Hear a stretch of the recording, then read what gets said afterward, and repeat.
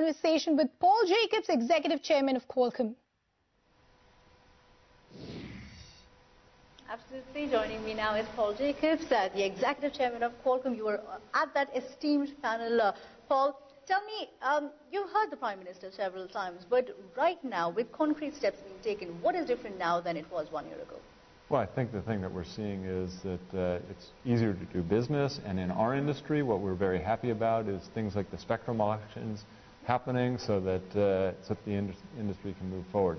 The thing that impressed me the most was in this conversation how open the Prime Minister was.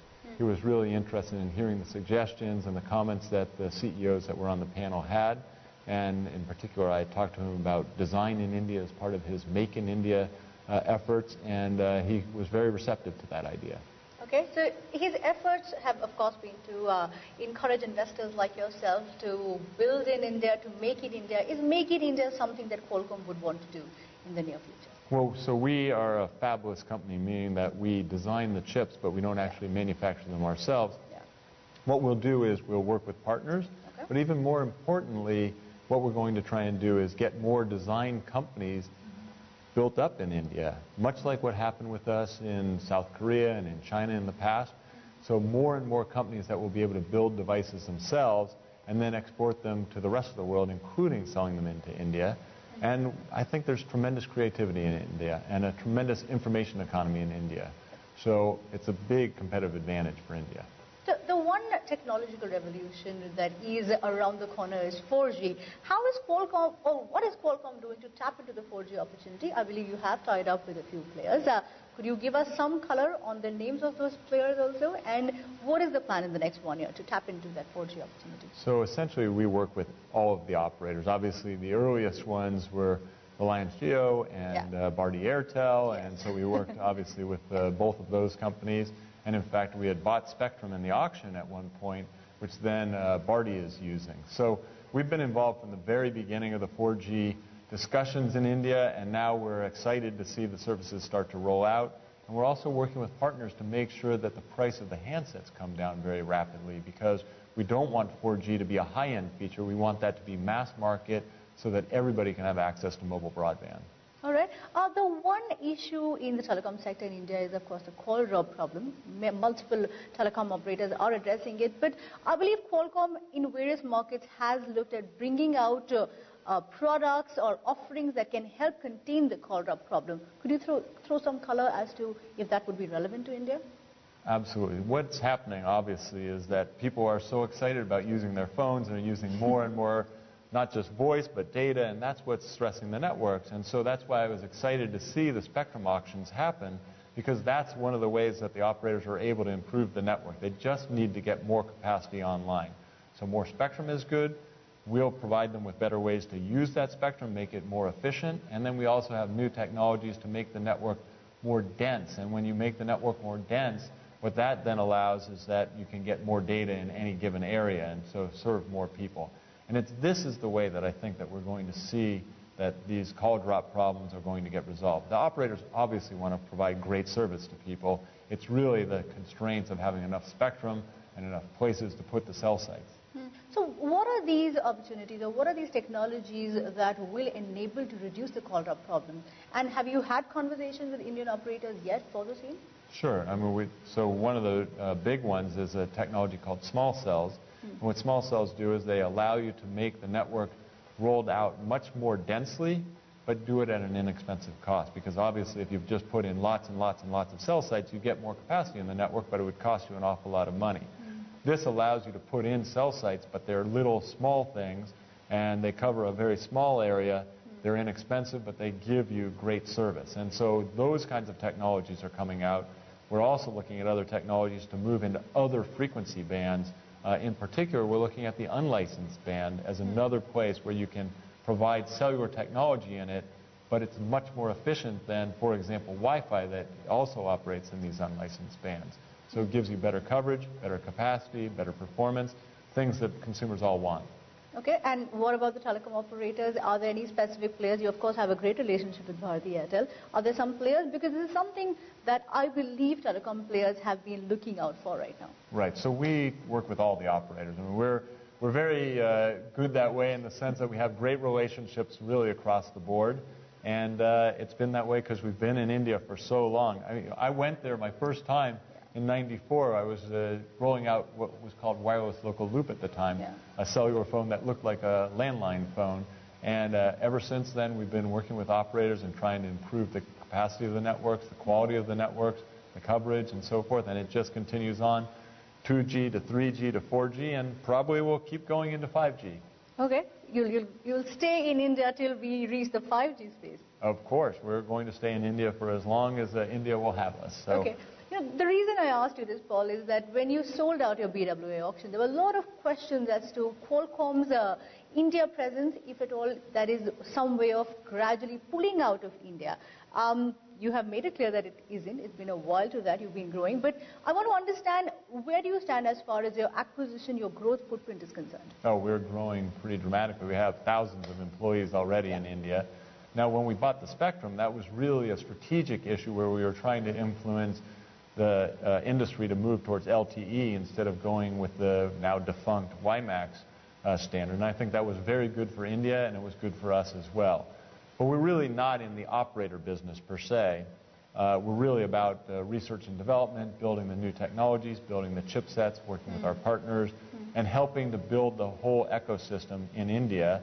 And one of the things that we announced was a 10 billion rupee investment fund for startups in India. And so I think that's going to be very exciting and help also build this ecosystem that we want to see in India. Okay, so let's talk about that 10 billion rupee investment fund. Across, what are the areas that you're looking at? Would this be, or have you identified startups for this? Across how many years? Right, so we really want to use it for mobile and Internet of Things or Internet of Everything kind of startups, because we see that as being really the future, that all of the devices around you are going to be connected, and they'll give you all sorts of information about your health or your business or your environment or the things that you want to have for entertainment or shopping. I mean, kind of anything you can think of, because it's the Internet of Everything, means that everything will have the ability to give you information and allow you to interact with it. And so we're very excited about this as sort of the next wave of areas that companies can invest in, and opportunities will be created. And there's a lot of creative people in India who have a lot of training in all of these kinds of skill sets. Big competitive advantage for India. Okay, but coming back to my earlier question, Paul, is acquisition something that you would consider in India? If yes, in what areas? We always look for what we call technology fill-in things. So if we see a new technology that's coming up and we haven't invested in it ahead of time, then we say, okay, well, if there's a company out there, that could be an interesting thing. I can't say to you that I have any particular targets in mind at this moment, but it's certainly a very feasible thing. And in fact, I think it's right that our really big presence in India with engineering was started with an acquisition quite some time ago. Exactly. So acquisition would be something that you'd consider in the near future, in the next 1 or 2 years? Well, I don't have any particular targets, but I certainly wouldn't rule anything out. Okay, let's go back to the Prime Minister's Digital India Drive. A lot of efforts being taken to increase investment by investors like yourself. Where is, and I'm asking everyone this question to understand, where is Qualcomm, or how can Qualcomm partner with the government? Have there been any conversations where you can partner with the government to participate in the Digital India mission? Yeah, well, the government is very interested in having companies like Qualcomm, and I think it was a good example of the number of companies that were up on stage with the Prime Minister. We all had good conversations with the Prime Minister about how we can dovetail with Digital India and how we can help even in some of the enabling things, like how can we help on education, how can we help on getting the networks rolled out and the infrastructure rolled out. And they were also looking to us for information on how can they create an environment that's more welcoming or more nurturing of startups and so forth. So many, many different areas in which I think we as a company and all the companies that were there today saw that we could participate in Digital India. Do you feel that the ecosystem right now is more conducive? And what were the key points that you would take away from Prime Minister Modi's conversation with you this time? Well, I think the business environment is definitely more conducive, and I think the most striking thing to me was his openness. That he came here, wanted to interact with the technology community. His speech was all about the benefits of technology and how you can use connectivity and mobile and internet to provide really social benefits for people. it's something that we're all very interested in being part of. And so we took that away from his speech, and I really did appreciate his openness and his interest, and also to make sure that it was not just him, but he had his whole team there to listen and to interact with all of us. So it was a great conversation. Okay, so say 2 years ago, 3 years ago, when you exit the BWA operations, till today, you would say that you're more confident on India than you were 3 years ago? India, I was confident on India back then too, but I think the telecom sector is definitely moving. We're really happy to have seen the spectrum auctions.